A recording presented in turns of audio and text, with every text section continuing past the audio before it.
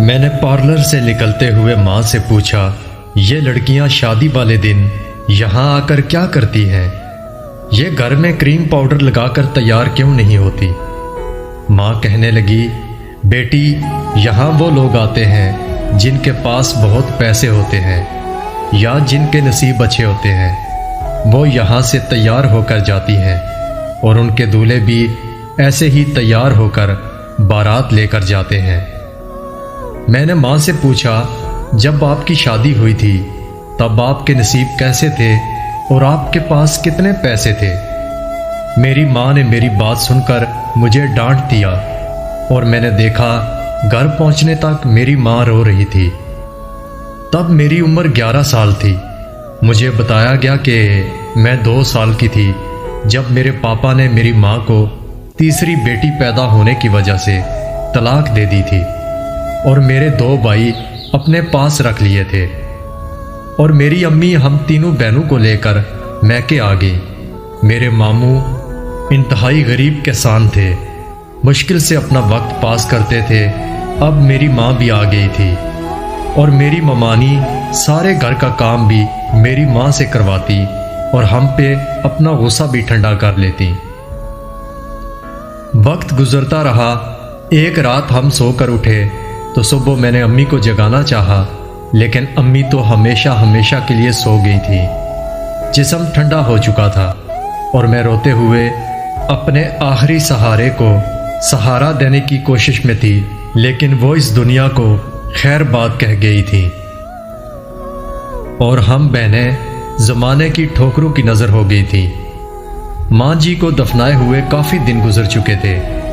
ایک دن ماموں نے کہا، بیٹا آپ کے ابو سے میں نے بات کی ہے، وہ کہہ رہے تھے کہ میری بیٹیوں کو میرے گھر چھوڑ جاؤ، میں انہیں سنبھال لوں گا۔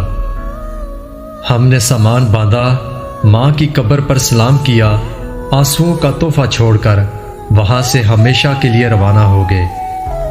ابو کے گھر پہنچے تو ماموں نماز کے لیے مسجد میں چلے گئے اور ہمیں پتہ چلا 3 سال پہلے ابو بھی فانی دنیا سے رخصت ہو چکے ہیں، اور ماموں جھوٹ بول کر ہمیں یہاں چھوڑ کر نماز کے بہانے سے یہاں سے اپنے گھر لوٹ گئے تھے۔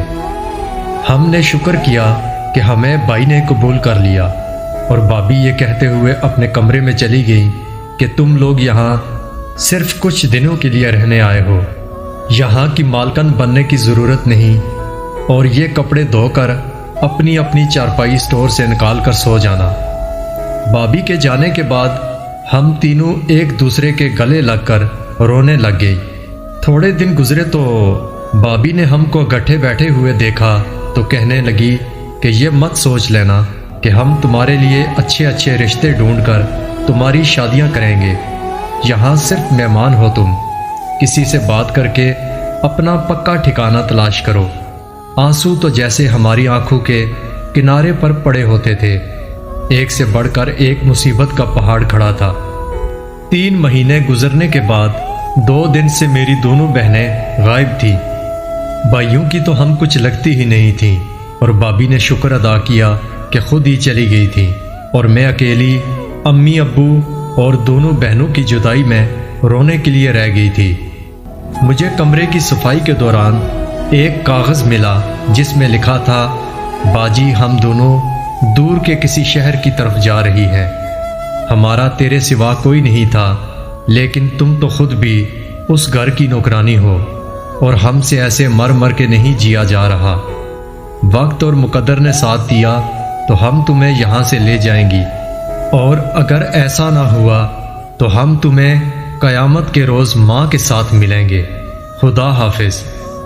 اس دن میں سمجھ گئی کہ جن کے نصیب اچھے ہوتے ہیں وہ پارلر سے تیار ہوتی ہیں، اور جن کے نصیب میرے جیسے ہوتے ہیں ان کا کوئی خواب بھی حقیقت میں نہیں بدل سکتا، اور آخر میرا پارلر سے تیار ہونے کا خواب ہی رہا۔